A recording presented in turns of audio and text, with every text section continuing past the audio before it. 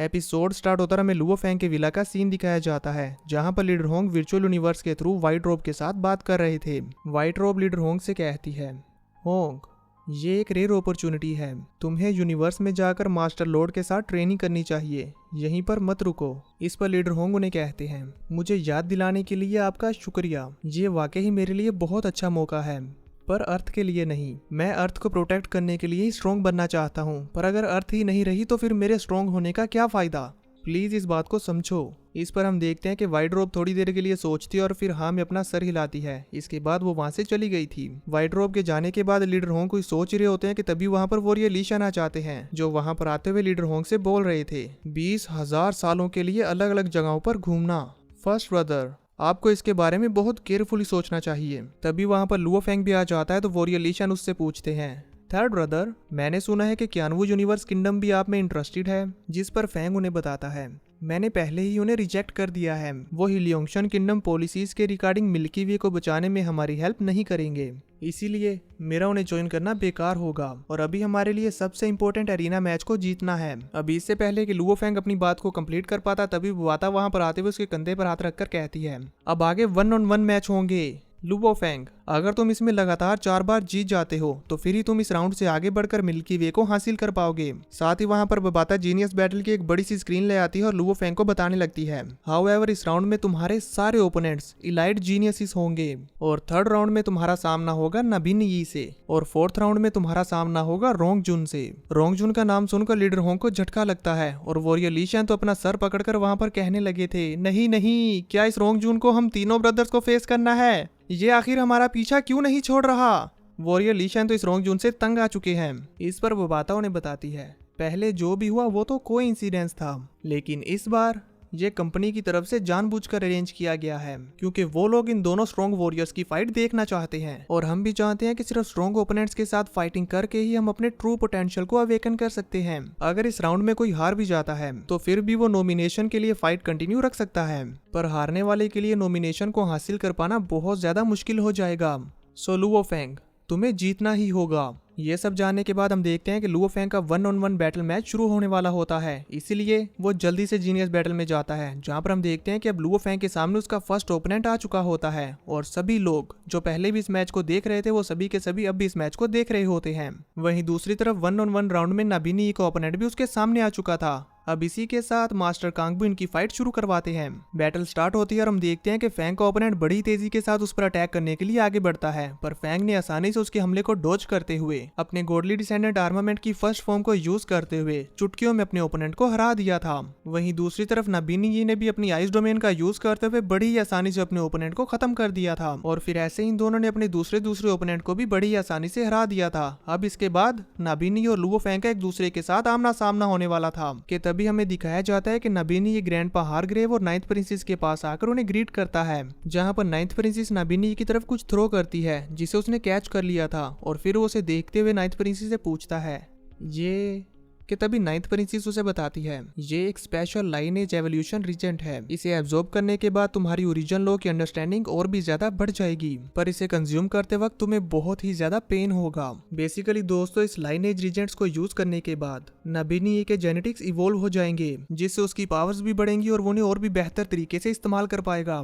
नबिन यी इसे देखकर कुछ सोच रहा होता है कि तभी ग्रैंडपा हारग्रेव उसके नजदीक आते हुए कहते हैं, नबिन यी, मिल्की वे यूनिवर्स पर कब्जा करना ना सिर्फ हमारे लिए एक बेहतरीन अपॉर्चुनिटी है बल्कि ये तुम्हारे लिए भी ऑनर है। ग्रैंडपा हारग्रेव के इतना कहते साथ ही नबिन यी ने उस लाइनेज एवोल्यूशन रीजन को कंज्यूम करना शुरू कर दिया था, जिसे कंज्यूम करते साथ ही हम देखते हैं कि उसे बहुत ज्यादा पेन होने लगता है और वो अपने घुटनों पर आ गया था। सीन कट होकर हमें दिखाया जाता है कि मास्टर कांगबू अनाउंस कर रहे होते हैं एरिना मैच की सेकंड बैटल का राउंड 3 स्टार्ट होने वाला है, लुओ फेंग वर्सेस नबिन यी। इस मैच के स्टार्ट होने का इंतजार senior Ming Yu, grandpa Hargreave, ninth princess, leader Hong, warrior Li Shan, Babata, mister वू और बहुत सारे लोग कर रहे होते हैं। इसी के साथ हमें दिखाया जाता है कि बैटल ग्राउंड में लुओ फेंग और नबिन यी दोनों ही फाइट के लिए एकदम तैयार हैं और अपने अपने अटैक्स भी रेडी किए हुए हैं। अब इसी के साथ मास्टर कांगबू बैटल शुरू करवा देते हैं। बैटल स्टार्ट होते ही नबिन यी ने अपनी दोनों स्वॉर्ड्स के साथ लगातार लुओ फेंग के ऊपर स्लैशेस की बारिश करना शुरू कर दिया था, जिससे वो बड़ी मुश्किल से बच रहा होता है। अब इससे पहले कि फेंग खुद को संभाल पाता तभी नबिन यी ने तेजी के साथ उसके नजदीक आते हुए अपनी आइस पावर्स के साथ उस पर हमला करना शुरू कर दिया था, जिससे फेंग बाल बाल बचता है। फैंग उससे बचकर भागते हुए उस पर हमला करने का मौका ढूंढने की कोशिश करता है, पर हम देखते हैं कि नबीनी तो उसे कोई मौका देने के हक में ही नहीं था, बल्कि वो तो लगातार अपनी आइस पावर्स के साथ लुओ फैंग के ऊपर पीछे से ही हमला करे जा रहा था, जिनसे फैंग काफी मुश्किल के साथ बच रहा होता है और साथ ही साथ अपने मन में सोचता है इसके आइस अटैक्स की वजह से मेरे हमलों का इस पर कुछ भी असर नहीं होगा, मुझे इसकी डिफेंस को ब्रेक थ्रू करना ही होगा। ये कहते हुए फैंग भागने से रुक जाता और अपने गोडली डिसेंडेंट आर्मामेंट को बाहर निकालते हुए नबीनी की आइस को तोड़ते हुए अपने कंबाइन अटैक से उस पर हमला करने की कोशिश करता है, लेकिन हम देखते हैं कि नबीनी की आइस पावर्स अब इतनी ज्यादा बढ़ चुकी थी कि फैंग का वो अटैक उस तक पहुंच ही नहीं पाता। उल्टा फैंग के उस हमले की वजह से जितनी भी बर्फ टूटी थी वो सारी की सारी फैंग के पास आ चुकी थी, जिसकी वजह से नबीनी ने अपनी उसी आइस पावर्स का यूज करते हुए फैंग को चारों तरफ से बर्फ से घेर लिया था और वो उसे अपने इस आइस जाल में फंसाकर उस पर पीछे से अटैक करने की कोशिश करता है, पर फैंग को इसके बारे में पहले ही मालूम हो चुका था। अपने सामने स्क्रीन पर यह नजारा देखकर नाइन्थ प्रिंसेस खुश होते हुए कहती है लुओ फैंग अब ऑलमोस्ट मरने वाला है, वो इससे नहीं बच पाएगा। कि तभी हम देखते हैं कि फैंग चालाकी से जंप करते हुए नबीनी के इस अटैक को डॉज कर लेता है। इवन उसने तो इस हमले से बचने के बाद खुद को संभालते हुए नबीनी के ऊपर हमला करने की भी प्लानिंग कर ली थी, पर अफसोस उसकी हेवनली शटल के फ्रीज होने की वजह से वो उस पर अपना हमला नहीं कर पाता, इसलिए वो कहता है ये बुरा हुआ। पर फिर भी वो अपनी इसी फ्रीज हुई हेवनली फोरबिडन शटल के ऊपर बैठकर ही नबीनी के हमलों से बचने लगता है। अब इसके बाद इन दोनों में कॉम्बैट फाइट होना शुरू हो जाती है और इसमें भी नबीनी यही लुओ फैंग के ऊपर भारी पड़ रहा था। नबीनी के अटैक्स की पावर्स पहले से बहुत ज्यादा बढ़ चुकी हैं। लुओ फैंग अपने गोडली डिसेंडेंट आर्मामेंट के साथ भी उसके हमलों का सामना नहीं कर पा रहा होता। ये देखकर तो उसे भी हैरानी हो रही थी कि आखिर ये इतनी जल्दी इतना ज्यादा स्ट्रॉन्ग कैसे हो गया। कॉम्बैट फाइट के दौरान लुओ फैंग फील करता है कि इसके साथ फाइट करते हुए उसकी बॉडी भी फ्रीज हो रही है, तो इसी वजह से वो नबीनी के साथ कॉम्बैट फाइट करने को अवॉइड करता है, लेकिन नबीनी तो इसका पीछा छोड़ने को तैयार ही नहीं था। वो बार बार फैंग का पीछा करता और उसके ऊपर हमला करता और फैंग भी बार बार इसे ब्लॉक करने की कोशिश करता रहता, पर इसी बीच वो खुद भी बुरी तरह से फ्रीज हो रहा था। इसी के साथ इन दोनों के बीच बड़ी तेजी के साथ फ्लाई करते हुए फाइटिंग होना शुरू हो चुकी थी। जब जब भी ये लोग एक दूसरे के ऊपर हमला करके एक दूसरे के साथ टकरा रहे थे तब तब वहां पर काफी ज्यादा प्रेशर रिलीज हो रहा था। लोग भी इन दोनों की ये फाइट स्क्रीन पर देखते हुए हैरान हो रहे होते हैं। तभी ग्रैंडपा हारग्रेव इन दोनों की फाइट को देखते हुए कहते हैं नबीनी ने बहुत कोल्ड प्लेनेट पर ट्रेनिंग की है, वो 0 डिग्री आइस क्लाइमेट में भी आइस डोमेन को बहुत अच्छे से समझता है, इसी वजह से आइस डोमेन और आइस में फाइट करना उसके लिए बहुत बड़ी एडवांटेज है। फैंग इसके सामने नहीं टिक पाएगा। हम देखते हैं कि ग्रैंडपा हारग्रेव ने जो कुछ भी कहा था वो वाकई सच होता है, क्योंकि जैसे लुओ फैंग नबीनी के साथ फाइट करने के बाद अपनी बॉडी पर लगी हुई बर्फ को तोड़ता है कि तभी नबीनी अपनी आइस डोमेन को रिलीज करते हुए दोबारा से लुओ फैंग की पूरी बॉडी को फ्रीज कर देता है। सिर्फ इतना ही नहीं, अब तो फैंग की पूरी बॉडी के ऊपर भी बर्फ आ चुकी थी, जिसकी वजह से वो मूव भी नहीं कर पाता। इसी के साथ नबीनी भी तेजी के साथ आगे बढ़ते हुए फैंग के ऊपर हमला करने वाला था। तभी हम देखते हैं मिस्टर वू को, जो कहते हैं ये तो बहुत सीरियस सिचुएशन है। तो वो बाता उसे साइड हटाते हुए कहती है तुम्हें किस बात का डर है।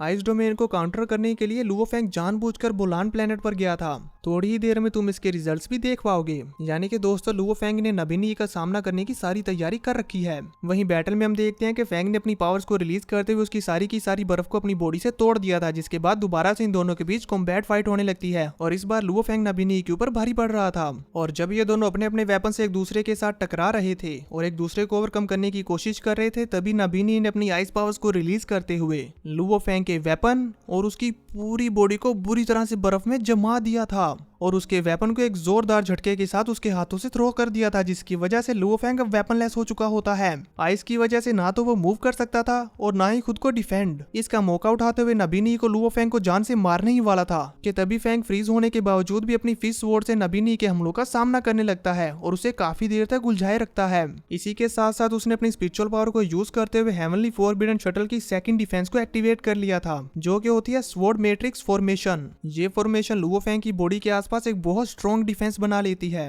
कि तभी नबीनी अपनी दोनों स्वॉर्ड से फैंग के ऊपर हमला करके उसे मारने की कोशिश करता है, लेकिन फैंग की डिफेंस होने की वजह से उसका अटैक फैंग को हर्ट नहीं कर पाता। उल्टा फैंग की डिफेंस ने ही नबीनी को बुरी तरह से पीछे हटा दिया था, पर वो इतनी बुरी तरह से पीछे झटके जाने के बावजूद भी दोबारा से आगे बढ़ते हुए फैंग पर हमला करने वाला था। इस पर फैंग उससे कहता है हालांकि तुमने मुझे फ्रीज कर दिया है, पर तुम मेरी स्पिरिचुअल पावर को फ्रीज नहीं कर सकते। ये कहते साथ ही फैंग ने अपने गोडली डिसेंडेंट आर्मामेंट्स की 9 स्वॉर्ड्स को यूज करते हुए नबीनी के ऊपर बुरी तरह से हमला करना शुरू कर दिया था, जिनसे निपटते हुए नबीनी को भी बड़ी मुश्किल हो रही थी कि तभी वो गुस्से में अपनी आइस डोमेन को रिलीज करते हुए तेजी के साथ फैंग पर हमला करने वाला था।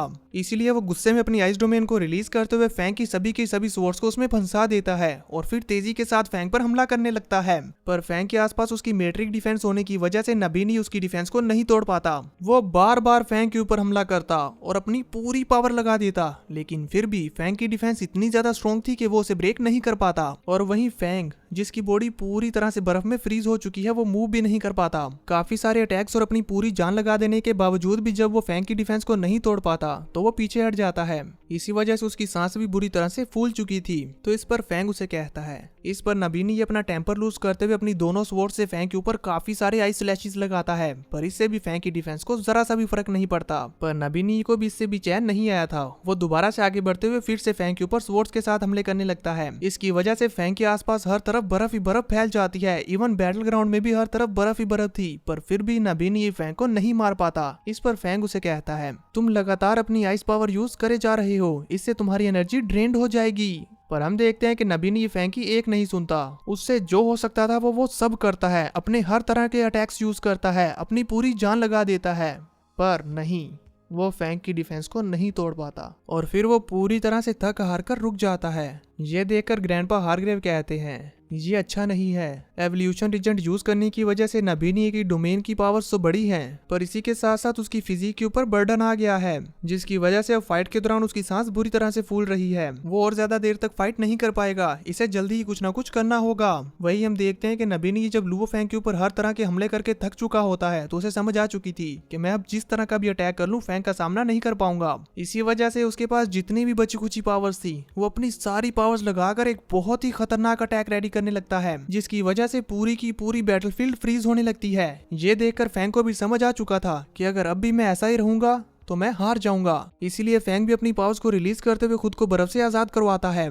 तभी इतने में हम देखते हैं कि नबीनी का अटैक भी रेडी हो चुका था, पर उसे अपने इस अटैक को रेडी करने में अपनी पूरी जान झोंक देनी पड़ी थी। इवन उसकी आंखों और मुंह से ब्लड आने लगता है, पर वो फिर भी नहीं रुकता। अपने इस अटैक को पूरी पावर के साथ फैंग के ऊपर थ्रो कर देता है, जिसे फैंग अपनी heavenly forbidden shuttle phoenix defence के साथ ब्लॉक करने की कोशिश करता है। लेकिन हम देखते हैं कि जैसे ये दोनों अटैक्स एक दूसरे के साथ टकराते हैं तो इससे इतनी ज्यादा एनर्जी और प्रेशर रिलीज होता है कि बैटल ग्राउंड में आसपास जितने भी पिलर्स थे वो सारे के सारे टुकड़े टुकड़े होने लगते हैं। इस अटैक का सामना करते हुए फैंग को भी समझ आ चुका था कि मेरी ये डिफेंस इसे नहीं रोक पाएगी। इसीलिए वो अपने गॉडली डिसेंडेंट आर्मामेंट के कंबाइन अटैक को रेडी कर लेता है और नबीनी के इस अटैक को भी अपनी डिफेंस की हेल्प से साइड की तरफ मोड़ देता है, जिसकी वजह से फैंग नबीनी के इस हमले से बच चुका था। पर वहीं दूसरी तरफ नबीनी की हालत तो बहुत बुरी हो चुकी थी कि तभी फैंग ये कहते हुए आगे बढ़ता है, अब तुम्हारी बारी है मेरे अटैक का सामना करने की। ये कहते साथ ही फैंग ने अपनी गॉडली डिसेंडेंट आर्मामेंट के कंबाइन अटैक के साथ नबीनी के ऊपर हमला करते हुए उसे जान से मार डाला था।